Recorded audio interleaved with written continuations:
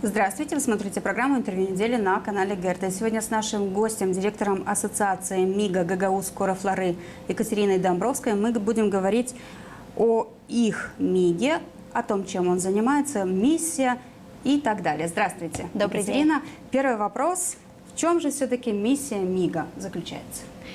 Миссия нашего МИГа ГГУ «Скоро-Флоры» заключается в развитии туристического потенциала, развитии местности сельской, активизации экономической деятельности, а также продвижение наших традиций и ценностей, которые у нас многокультурные, развернутые. Хорошо. Если не секрет, может быть, вы в курсе, сколько МИГов у нас в Гагаузии есть? В Гагаузии мы единственный МИГ, который охватывает села сугубо АТО Гагаузия. Единственный МИГ? Единственный МИГ, в состав которого входят села только Гагаузии. Другие МИГи включают в себя села как Гагаузии, так и Тараклийского района, Кантемирского, Левского районов и других районов. Хорошо. В ваш МИГ ГГУ «Скоро-Флоры» какие села входят? В наш МИГ ГГУ «Скоро-Флоры» входят 3 села Камрадского района и 3 села Чедрлунского района. Это Тамай, Гайдары, Баурчи, Ферапонтьевка, Кирсово и Бешалма. Угу. Ваша инициативная группа была создана в 2017 году и финансировала различные проекты, способствующие местному развитию. Если можно, расскажите, вот с 2017 года какие проекты были реализованы? Ну, наверное, начну с истоков, потому что первые встречи по созданию инициативной группы, они начались еще в 2016 году. Было проведено очень много заседаний, собраний, и информация передавалась населению о создании местной инициативной группы. Кто создавал это? Вот можно с самого начала, вот именно кто был инициатором создания? Наш МИГ, как и 7 других МИГов, были созданы в рамках программы САРТ в 2017 году. То есть, скажем так, мы аксакалы МИГов, потому что на сегодняшний день зарегистрировано уже более 40 МИГов, официально юридически зарегистрированы. В Молдове? В Молдове, в Республике Молдова, да. А насчитывается более 50 МИГов. Но не все еще успели зарегистрировать себя как юридический орган. Угу. Если все-таки вернуться к истории, вы сказали, в 2016 году? Да, в 2016 году проводилась информационная кампания по созданию инициативных групп. То есть кураторами проекта повествовался сам процесс, сам подход, потому что для чего были созданы инициативные группы? Они продвигают подход лидер.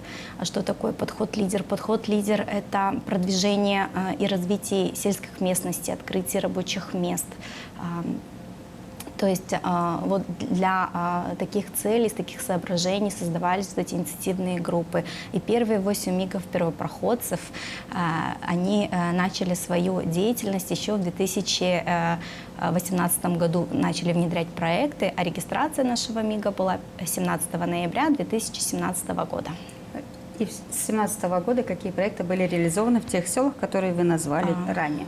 Проекты были внедрены различных секторов, гражданского сектора, публичного сектора и экономического сектора. К примеру, приведу, то есть у нас были проекты, которые, общая стоимость проекта стоила там 20 тысяч леев, сегодня проекты общей стоимостью 400 тысяч леев, то есть начинали с каких-то маленьких проектов, это, ну, как пример, это пошив костюмов для коллектива, вплоть до внедрения каких-то инновационных технологий в сельском хозяйстве. Это и повышение туристического потенциала путем открытия туристическо-рекреационных зон в населенных пунктах. Это спортивные площадки, обустройство спортивных площадок, это открытие гостевых домов, различные проекты. Хорошо. Проекты, они кем финансируются? Проекты, первые проекты в 2018 году они финансировались САРДом. Дальше уже с 2019 года нас поддерживал фонд солидарности в Молдове, фонд Solidarity Fund Polish Aid в Республике Молдова. В прошлом году Поле Шейд совместно с USAID финансировал. Ну а в этом году мы уже участвовали в государственной программе, которую Министерство сельского хозяйства, окружающей среды поверили, скажем так, в МИГи. Они их поддерживают и объявили конкурс. Мы ждем результаты второго этапа. Первый этап конкурса, результаты уже есть. Наш МИГ набрал 46 баллов из возможных 50 баллов. Сейчас мы ждем результаты второго этапа и надеемся на скорейшее начало внедрения и реализацию проектов. Если все же можно, расскажите, пожалуйста, вот как происходит процедура участия в проекте? Принимают участие непосредственно хозяева населенных пунктов, я имею в виду примары, или представители, или вы их представляете как директор ассоциации? Для начала МИГ, как ассоциация, мы участвуем, готовим заявку и участвуем в конкурсной программе. Это либо фонды, либо, как в этом году, это Министерство сельского хозяйства. Как мы готовим эту заявку? У каждого МИГа есть своя утвержденная стратегия местного экономического развития. В этой стратегии у нас прописаны наши приоритеты, задачи, миссии, видения. Основываясь на нашей стратегии, мы готовим нашу заявку в фонд. После одобрения фондом либо министерством нашей заявки МИГ получает деньги с последующей выдачей грантов. Объявляется конкурс в рамках МИГа, то есть если наш МИГ получает финансирование, далее мы объявляем конкурс на территории своего МИГа, то есть это 6 наших сел: Тамай, Гайдар, Баурчи, Ферапонтьевка, Кирсово и Бишалма. Жители этих 6 сел могут участвовать в нашем конкурсе, в конкурсе, который организован нашим МИГом. Это как публичный сектор, как примары, директора школ, музеев, так и гражданский сектор, это общественные организации и, конечно же, представители экономического сектора, это и СРЛ, и ГЦ, и индивидуальные предприниматели. Раньше можно было участвовать и физическим лицам, патентообладателям. С прошлого года немножечко этот процесс претерпел изменения. Сегодня могут участвовать только юридически зарегистрированные люди, предприятия. Почему? Потому что мы внедряем грантовые средства, и цель развить местную сельский туризм, сельскую территорию в целом и, конечно же, открыть новые рабочие места. Поэтому было принято решение о том, что заявители обязательно должны быть представлены каким-либо юридическим органом. Не могу не спросить, вы называли 6 населенных пунктов, которые входят в ваш МИГ. Почему именно эти населенные пункты? Когда карта МИГов формировалась, МИГи, координаторы на тот момент сформировали МИГи, исходя из территориального расположения, географической расположенности сел, населенных пунктов.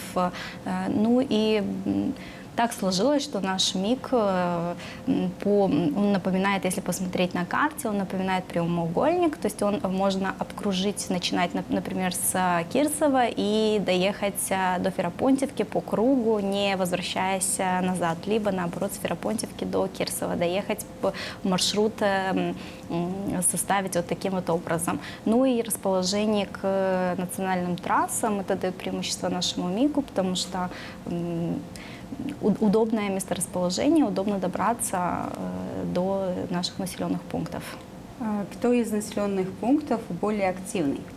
Я не могу выделить конкретно какой-то населенный пункт. У нас сложилась команда членов МИГа такая, что, скажем так, что на момент, когда зарегистрировалось, когда подписалось партнерское соглашение в 2017 году, тогда подписали соглашение 35 членов. Это были представители и публичного сектора, гражданского сектора и экономического сектора.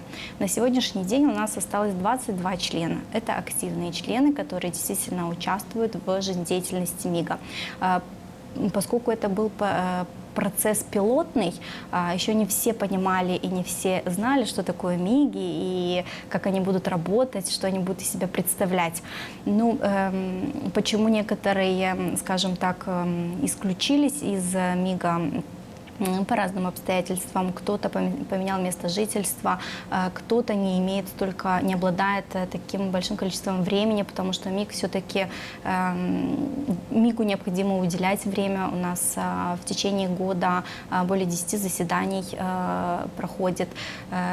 Ну и стоит отметить, что это все происходит на волонтерской основе, поэтому график необходимо как бы составить таким образом, чтобы успеть уделить время МИГу. Поэтому на сегодняшний день у нас 22 члена, но они все активные, все принимают участие в жизнедеятельности МИГа. Мы обсуждаем наши стратегические планы и цели совместно с МИГом. То есть нету, чтобы решение принял конкретно один человек.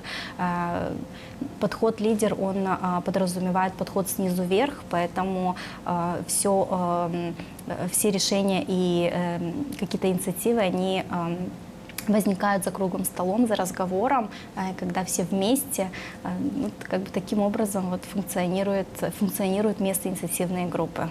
Хорошо. Проводите ли вы тренинги среди своих членов ассоциации? Тренинги? Да, мы проводим тренинги. В 2019 году нами был внедрен проект. Ну, наверное, опять же, как бы вернемся к 2017 году. Тогда инициативная группа, партнерское соглашение инициативная группа создала, то есть подписали соглашение, но МИГ, она не имела юридического статуса. И финансовую ответственность нес подотчетный орган, один из членов данной инициативной группы.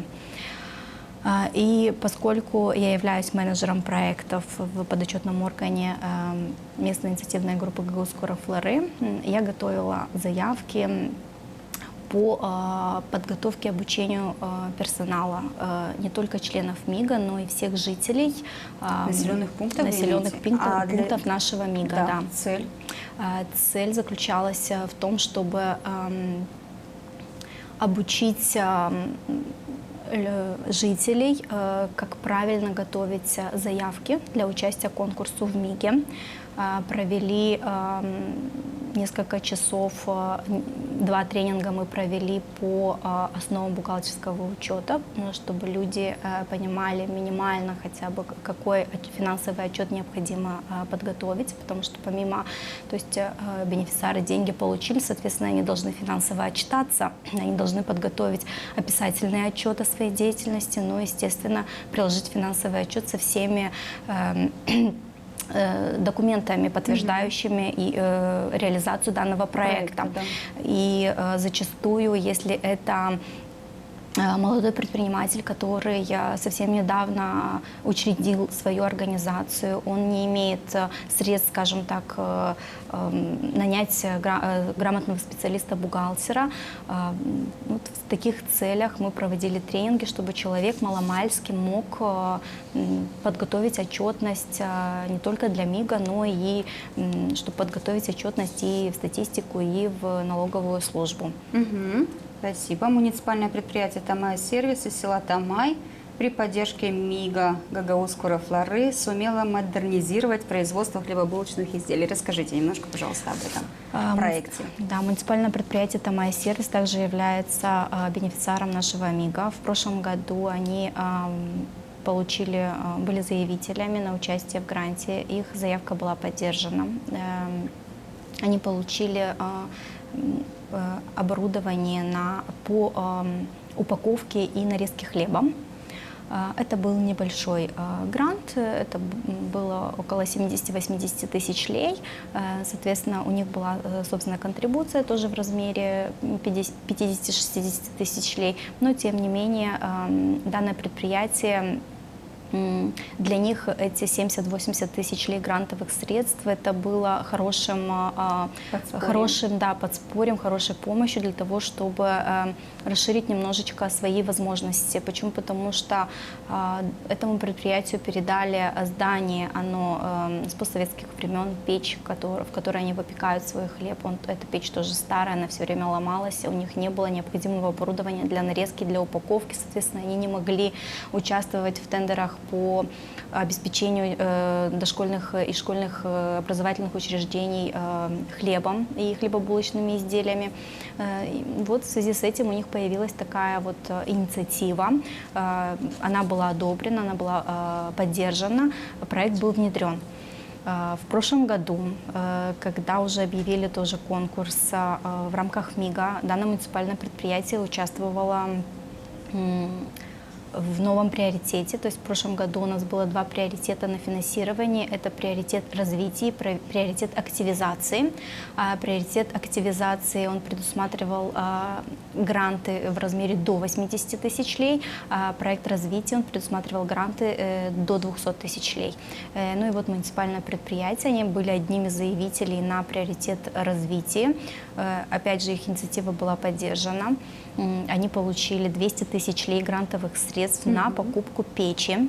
Насколько мне известно, их поддержал исполнительный комитет ГГУЗИ, то есть часть контрибуции им выделили, часть денежных средств они собственными силами обеспечили контрибуцию за счет собственных финансовых средств. И на сегодняшний день у них печь уже, им привезли поставщики услуг эту печь. Есть какие-то технические вопросы, связанные с мощностью электрооборудований, они налаживают сейчас свои электросети, и печь будет подключена, будет работать, потому что их печь старая, она в месяц несколько раз ломалась. Очень часто было, что хлеб не допекался, либо просто-напросто сгорал, потому что невозможно было наладить эту печь. Еще проекты нашла, выигранные вами и реализованные на территории вашего МИГа.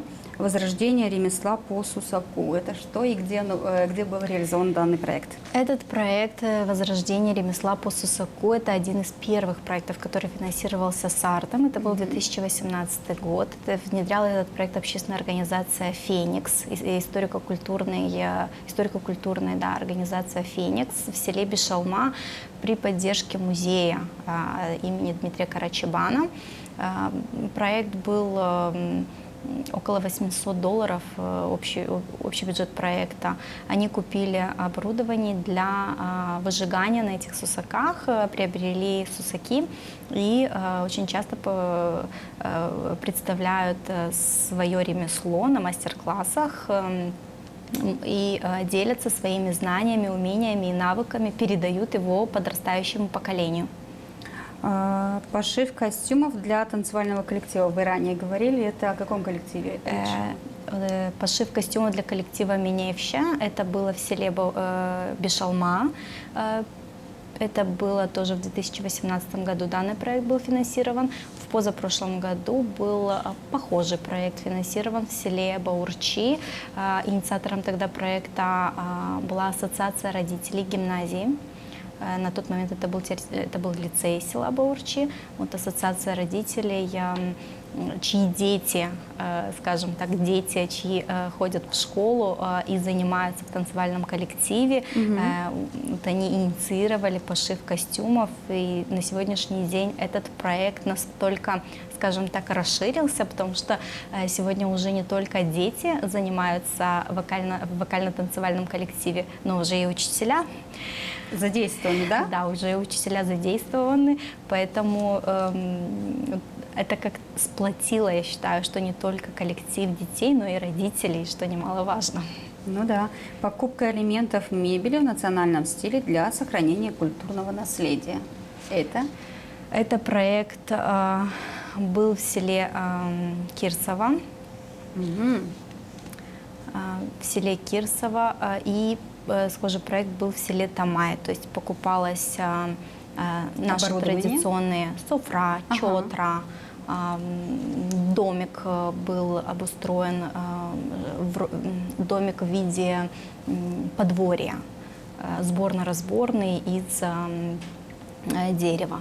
Был тоже вот инициирован такой проект и поддержан. Круто. Строительство домика гагаузской кухни при музее. Это Кирсово, село Кирсово. Это внедрял бенефициар Серкели Галина Дмитриевна, Да. предприятие Анабуба Еве. У нее проект назывался Анабуба Софрасы. Она внедрила проект при музее, она построила кухню-домик в национальном стиле. Эта женщина не может не вызывать восхищения и уважения, потому что грантовых средств она получила 80 тысяч лей. Общий бюджет проекта, когда она готовила этот проект, у нее он по бюджету был 150 тысяч лей, но в итоге она потратила, вложилась намного больше, но тем не менее вот этот проект участия в МИГе, это стало толчком для того, чтобы построить и кухню у себя при музее. Очень красивый, красочный проект получился, такой национальный, традиционный. Он работает, проект развивается, у нее есть еще большие планы по развитию своего, скажем так, подворья. Детище. Да. Еще один проект, если можно, приобретение оборудования для тюкования фуража. Это что и где был реализован данный проект? Данный проект был реализован предприятием Серели Айля Зенгини в селе Бешалма. Это представитель, сельхозник сельскохозяйственного бизнеса. Человек открыл предприятие, потому что он хочет оказывать услуги не только частным лицам, но и работать с предприятиями, оплачивать налоги и развивать свой бизнес. У предпринимателя был большой трактор и большой тюкователь. Также у него в собственности был маленький трактор, и идея пришла в голову, что на сегодняшний день, к сожалению, население сел особенно стареет. Да. Очень много бабушек, дедушек, которые не в состоянии свой огород почистить, обрабатывать самостоятельно. И вот такая идея ему в голову пришла, чтобы был маленький трактор, маленький тюкователь, чтобы можно было обрабатывать старикам, ну и не только старикам, огороды и тюковать ту траву, которая выросла. Ну, судя по тому, что я нашла в интернете, с момента создания вашего МИГа было выиграно большое количество проектов. 38 проектов. 38 проектов. Вот да. скажите, пожалуйста, вы как-то их контролируете, ведете их как-то вот после того, как они выигрывают проект? Да, мы мониторим наших бенефициаров. Конечно же, есть проекты, которые продолжают свою деятельность, развиваются. Есть какие-то проекты, ну, без этого никак. Есть проекты, которые, к сожалению, по каким-то тем или иным причинам, они не развиваются, но таких проектов очень мало. Зачастую наши бенефициары, они активничают, и они пишут все новые заявки уже не только в МИГ, но и в другие фонды, и развивают свои предприятия, свою территорию. Самостоятельно уже? Да, самостоятельно. Какие проекты будут реализованы в ближайшее время? Может, уже что-то есть? Мы завершаем проект по 2021 году, который был в рамках МИГа. То есть у нас вот буквально эти дни мы уже представили донору финансовые и нарративные отчетности и ждем уже результаты конкурса, 2 конкурсов, в которых участвовал МИГ, для того, чтобы можно было финансировать наших бенефициаров в период 2022-2023 года.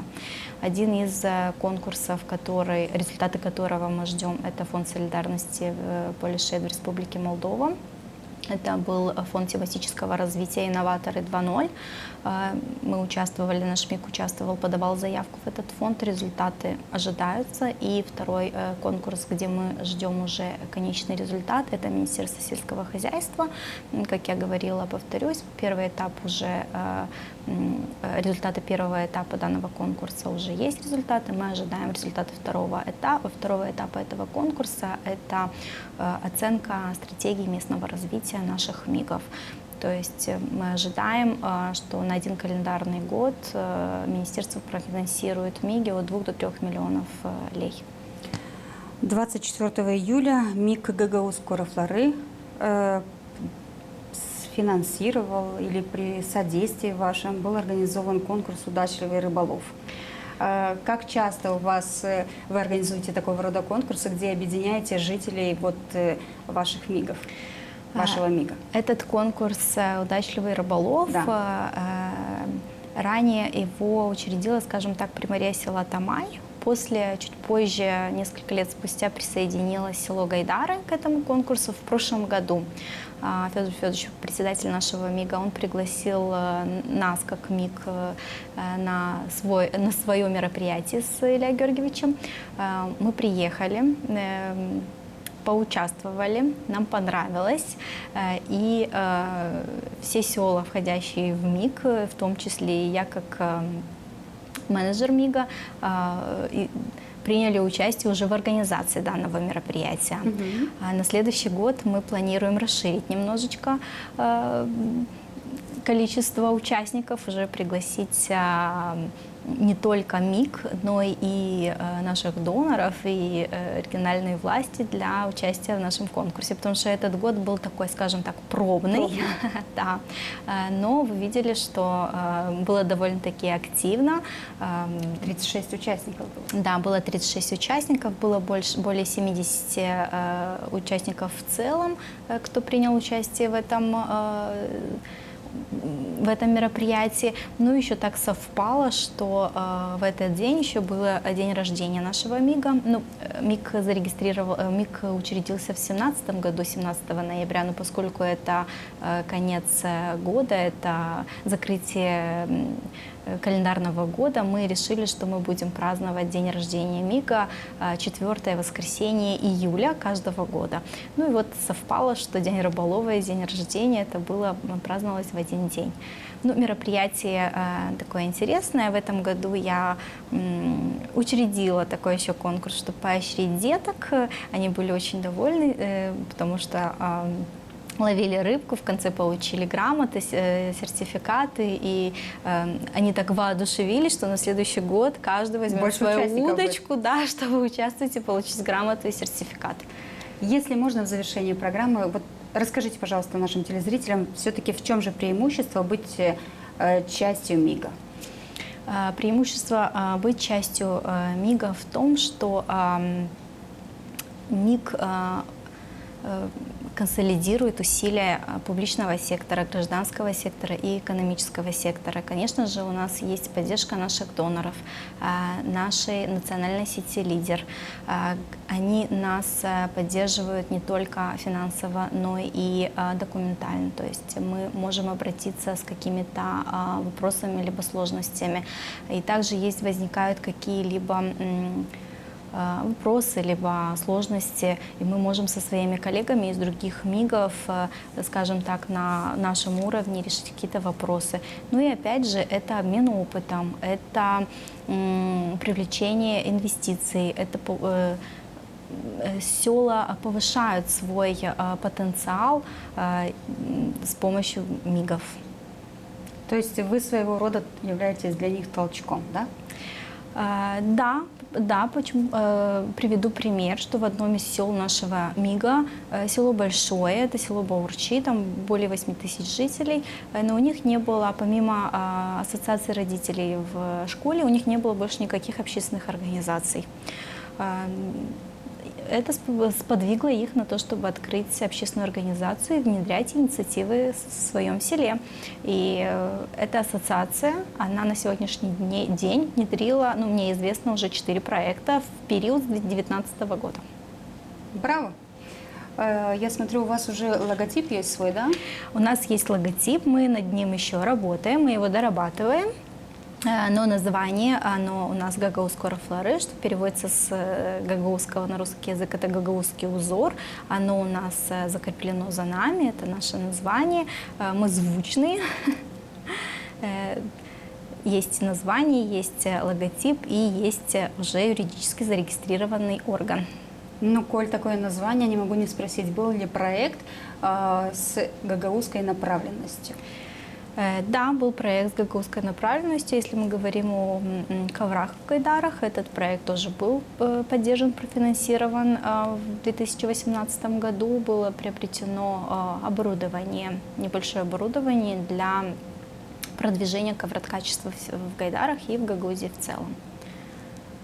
Ну и наши, конечно же, сусаки. Это ремесло, это традиции, которые мы продвигаем, которые мы поддерживаем. Это и ремесленники, которых мы также поддерживаем и призываем, скажем так, передать свой опыт молодому поколению, потому что, к сожалению, молодое поколение иной раз забывает о наших традициях, о наших ценностях, а мастера и умельцы, они могут сподвигнуть молодежь к тому, чтобы научиться выжигать на сусаках, научиться ткать ковры или ткать корафлы-пала, или вырезать ту же чотру, расписать.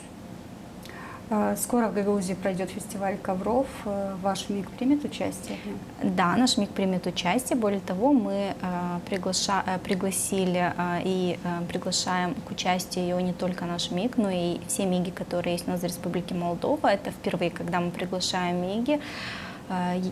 Некоторые МИГи уже откликнулись, которые хотят принять участие. Это очень хорошее, участие в данном фестивале даст хорошую возможность ремесленникам, потому что будет ярмарка, на которой они могут заявить о себе и реализовать свои сувениры, свои какие-то вещи, которые они мастерят. Угу. Хотелось бы услышать, сотрудничаете ли вы с другими МИГами Молдовы? Да, мы Если сотрудничаем. так, то как это происходит? Да, мы сотрудничаем. У нас есть партнерское соглашение 7 МИГов, которое мы подписали в 2020 году. Как пример могу привести, в прошлом году в селе Бишалма мы провели совместно 3 МИГа. Это наш МИГ Гагаuz Скоро Флоры, Экодюзел Пуджиль и Стяу Буджак. Мы провели первый региональный форум-фестиваль, который прошел на территории села Бишалма. Этот фестиваль прошел в рамках партнершип, который финансировался национальной сетью «Лидер». Был очень такой красочный фестиваль, ярмарка была, гастрономическая ярмарка, ярмарка ремесленников, были танцы, песни, приняли участие не только примары населенных пунктов, входящих в 3 наших МИГа, но и руководство нашей Гагаузии, это управление культуры, тоже приняли участие, наши доноры, конечно же, и они высказались так, что они впервые были в Гагаузии, в таком формате они видели Гагаузию, потому что помимо фестиваля мы немножечко гостей, которые приехали к нам из молдавских сел, с севера Молдовы, с центра Молдовы. Мы им провели в музее Карачабана экскурсию, рассказали о наших традициях, то есть чтобы они могли потрогать, пощупать, увидеть, как жили гагаузы, и чтобы они понимали, что такое гюзлемя, и почему это считается гагаузским блюдом. Потом было очень интересно, красочно. Это был первый фестиваль, но мы планируем в будущем проводить такого рода мероприятия чаще. Ну что ж, желаю вам успехов в вашей работе и побольше интересных выигранных проектов. Спасибо большое, спасибо за приглашение. Удачи в работе. Спасибо. Телезрителям я напоминаю, что вы смотрели программу «Интервью недели». Сегодня нашей гостью была директор Ассоциации МИГ Гагаuz Скоро Флоры Екатерина Домбровская. До встречи.